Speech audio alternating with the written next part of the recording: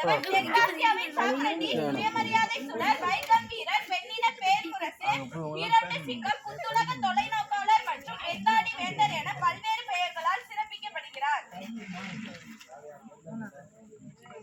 பெரியார் என்றவுடன் நம்முடைய நினைவுக்கு வருவது அவரின் பகுத்தறிவு கொள்கை.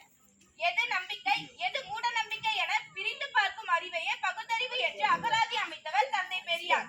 கல்வி, சமூக வளர்ச்சிக்கு கல்வியே மிக சிறந்த கருவி என்றார். அறிவியலுக்கு புறம்பான செய்திகளையும் மூட பழக்கங்களையும் பள்ளியில் கற்றுத்தரக் கூடாது.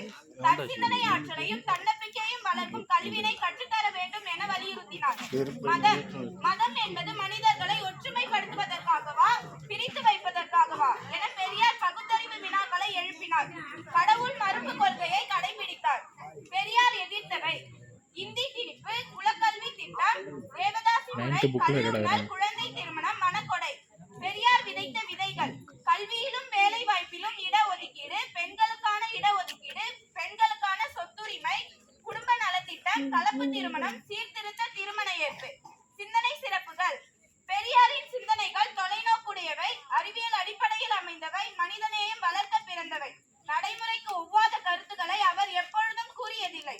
மேலும் தமது சீர்திருத்த கருத்துக்களுக்கேற்ப வாழ்ந்து காட்டினார். பெண்கள் நலன், கல்வி, வேலைவாய்ப்பு ஆகியவற்றில் ஆண்களுக்கு நிகரான உரிமை பெண்களுக்கும் அளிக்கப்பட வேண்டும். வேலை வாய்ப்பில் பெண்களுக்கு 50% இடஒதுக்கீடு தர வேண்டும் என்றார். குடும்பத்தில் ஆண்களுக்கு நிகராக பெண்களுக்கும் சம உரிமை அளிக்கப்பட வேண்டும். பெண்களின் கருத்துக்கும் மதிப்பளிக்க வேண்டும். குடும்ப சொத்தில் ஆண்களுக்கு நிகரான உரிமை பெண்களுக்கும் வழங்க வேண்டும் என்றார். பொருளாதாரத்தில் பெண்கள் பிறரை சார்ந்து வாழ வேண்டிய நிலையில் இருக்கக்கூடாது. நன்கு கல்வி கற்று சுய உழைப்பில் பொருளீட்ட வேண்டும். தெளிந்த அறிவுடனும் தன்னம்பிக்கையுடனும் திகழ வேண்டும் என்றார் பெரியார். சிக்கனம் எனும் அருங்குணத்தை பெரியார் பெரிதும் வலியுறுத்தினார். அனைவரும் சிக்கனத்தை கடைபிடிப்பது கட்டாயம் என்றார். விழாக்களாலும் சடங்குகளாலும் மூடப்பழக்கம் வளர்வதோடு வீண் செலவும் ஏற்படுவதால் தேவையற்ற சடங்குகளையும் விழாக்களையும் தவிர்க்க வேண்டும் என்றார்.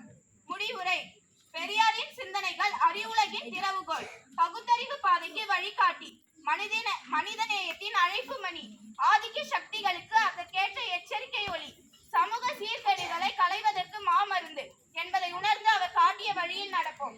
அவர் உலகை விட்டு மறைந்தாலும் மக்கள் மனதில் அன்றும் இன்றும் என்றும் வாழ்ந்து கொண்டுதான் இருக்கிறார். நலிவடைந்த போதும் நாடு பொலிவு பெற இறுதி வரை உறுதியாய் போராடிய பெரியாரே நீர் வாழ்க வாழ்கவே.